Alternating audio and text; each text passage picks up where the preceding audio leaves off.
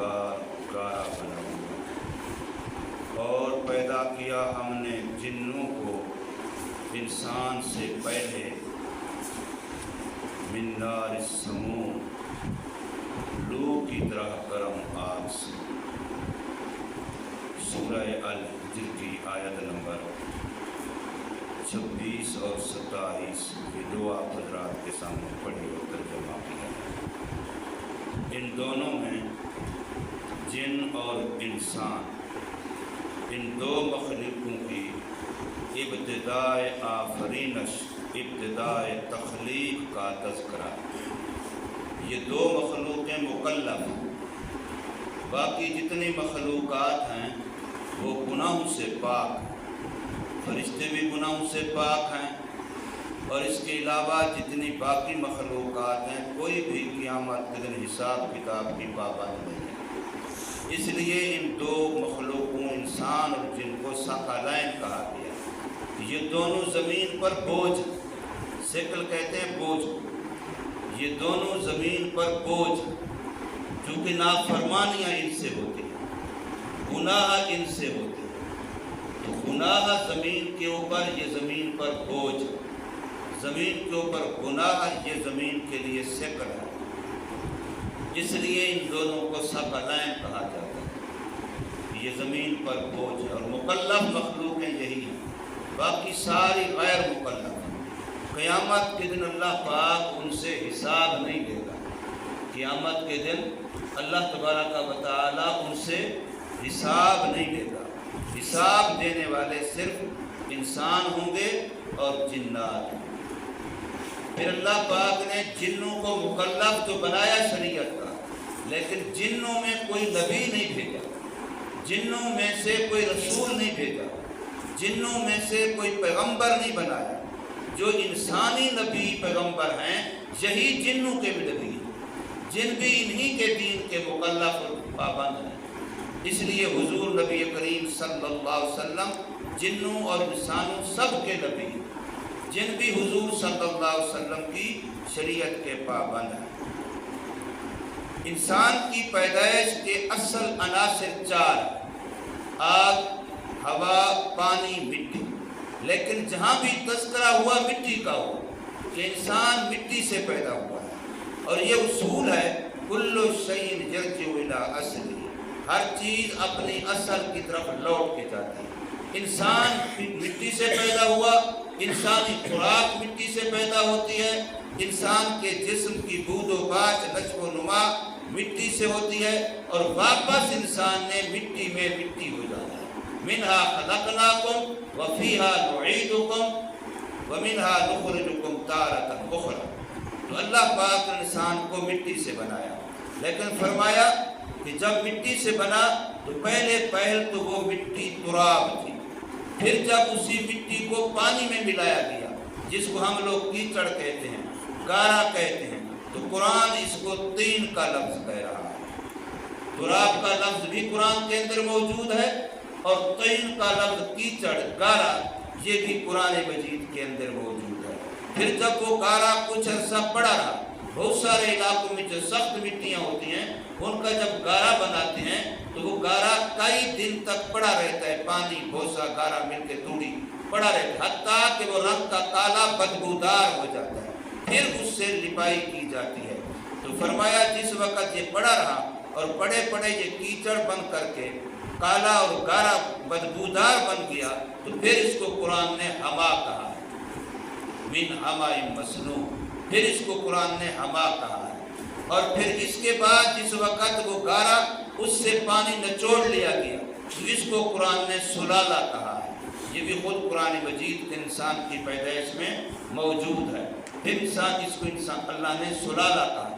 پھر اس میں جس وقت انسانی شکل کے نقش و نما، انسانی تصویر بنائی گئی، اعضاء اس کے اندر فٹ کیے گئے، بنائے گئے، تو پھر اس کو قرآن نے مسنون کہا۔ پھر جس وقت یہی مسنون مکمل طور پر خشک ہو کے سخت ہو گیا، آگ پہ ابھی نہیں جلایا، تو اس وقت اس کو قرآن نے سلسال کہا ہے۔ اور پھر جس وقت اس خشک کیے ہوئے کو آگ میں پکایا گیا، آگ کے اندر جلایا، جیسے ہم مٹی کا برتن بناتے ہیں اور مٹی کا برتن بنا کے پھر اس کو آگ میں پکاتے ہیں خشک ہونے کے بعد۔ جب آگ میں پکایا گیا تو اب قرآن نے اس کو فخار کہا ہے۔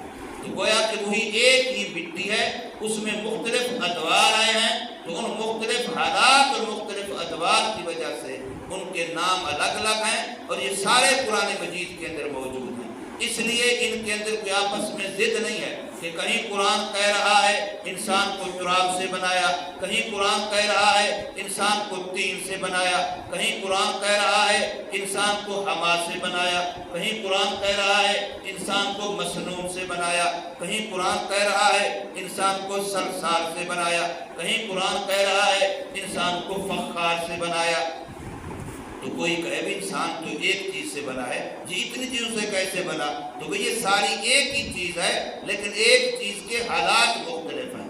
مٹی تھی، وہی گارا بن کے تین بنی، اور وہی مٹی گارا جب بدبودار ہوا تو ہوا بنی، اور وہی گارا جب بڑا ہوا خشک ہوا تو صلصال بنا، اور وہی گارا جب اس سے آگے ہوا تو وہی گارا پھر فخار بنا، اور اس سے جب پانی نچوڑا گیا تو وہ صلصال بنا۔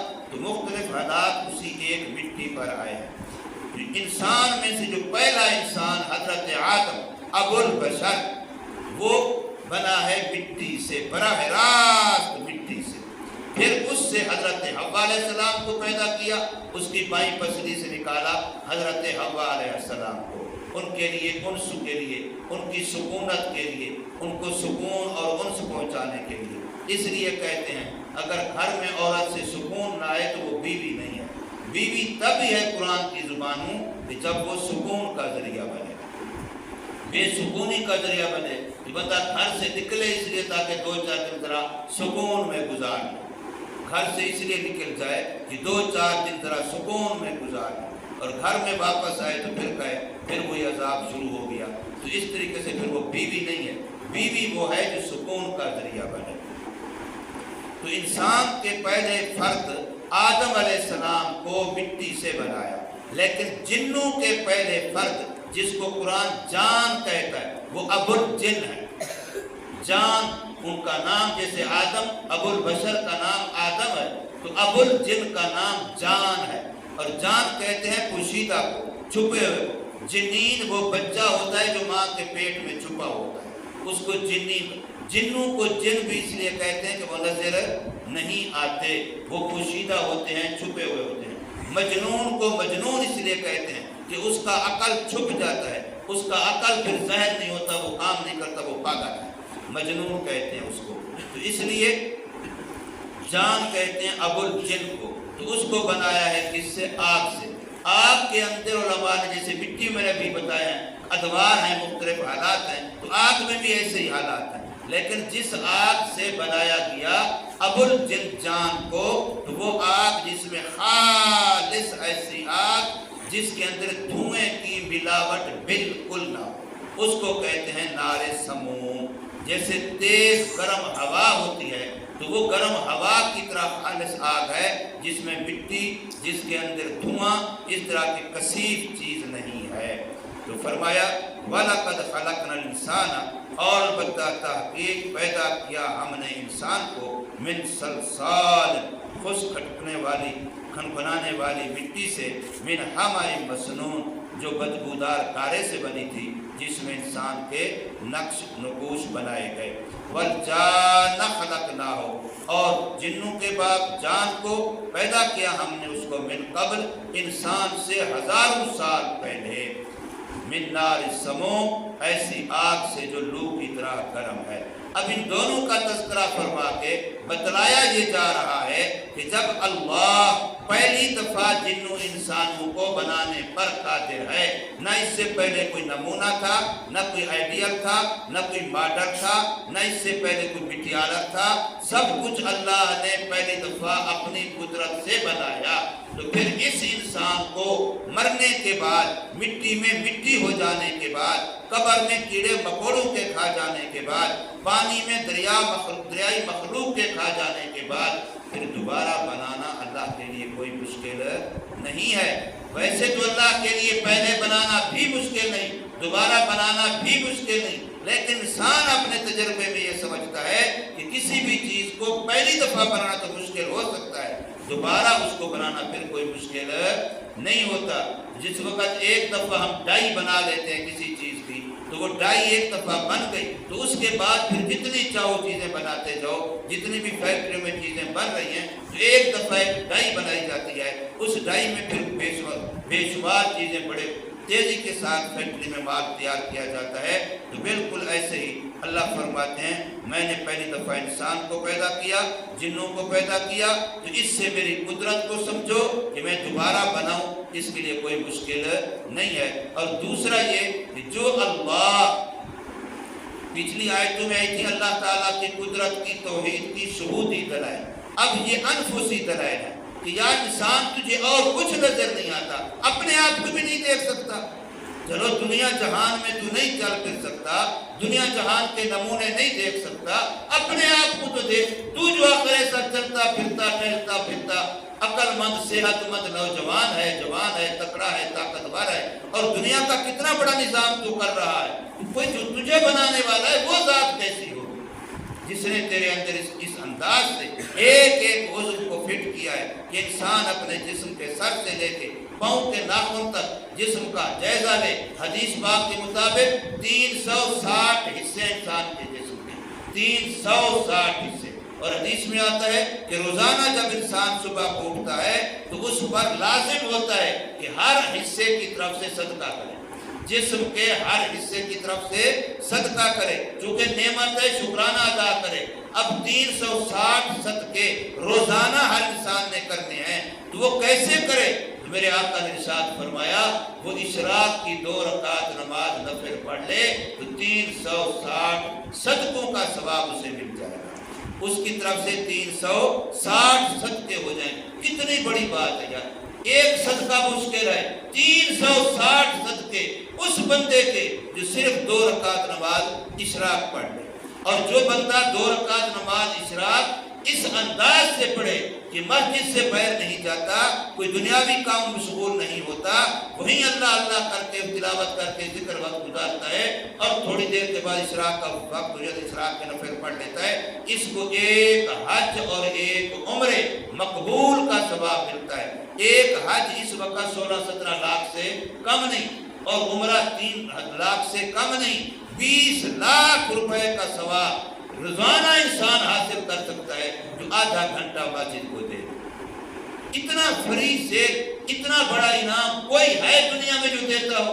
یہ میرا اللہ دیتا ہے جو سخیوں کا سخی ہے۔ لیکن افسوس یہ ہے کہ ہم سارے انسان بھوکے ہیں نیکیوں کے، پر یہ نیکیاں لینے کے لیے کوئی تیار نہیں ہے۔ بھوکے سارے ہیں، ویسے جس کو دیکھو مجھے نیکی کی ضرورت ہے، لیکن یہ نیکی جو فری میں ملتی ہے کہ آپ جس وقت مسجد میں آتے ہیں سبق پڑھنے کے لیے صرف 2 منٹ کا اہتمام کر لیں کہ 2 منٹ طالب علم فیصلہ کر لے ذہن میں کہ میں نے 2 منٹ کلاس میں پہلے آ جانا ہے اور وضو کر کے آنا ہے، آ کے پہلے 2 رکعت نماز نفل پڑھ لینے ہیں، پھر اپنی پڑھائی میں شروع ہو جانا ہے۔ تو اب بتائیے اس کو کتنا ثواب ملا؟ 360 صدقوں کا ثواب روزانہ اس بچے کو مل گیا، روزانہ اس قاری صاحب کو مل گیا، روزانہ اس مولانا صاحب کو مل گیا، روزانہ اس نمازی کو مل گیا۔ یہ تھوڑی بات ہے؟ میں حج پہ نہیں جا سکتا، جی بڑا چاہتا ہے، میں اللہ سے بڑا مانگ رہا ہوں مجھے حج کی توفیق مل جائے۔ بھئی تجھے حج روزانہ ہو سکتا ہے، تو روزانہ حج کر سکتا ہے، تجھے حرم میں جانا تو نصیب ہو یا نہ ہو، تجھے مال پیسے ملے نہ ملے، تو یہاں روزانہ حج کر سکتا ہے کہ آدھا گھنٹہ فجر کی نماز پڑھ کے مسجد میں، آدھا بھی نہیں بنتا، اس سے بھی کم بنتا ہے، آدھا گھنٹہ دے دے مسجد میں تو تجھے روزانہ ایک حج مقبول کا ثواب اور ایک عمر مقبول کا ثواب تیرے کھاتے میں لکھا جائے گا۔ کتنی بڑی بات ہے۔ اللہ تبارک و تعالی ہمیں سمجھ نصیب فرمائے، عمل کی توفیق۔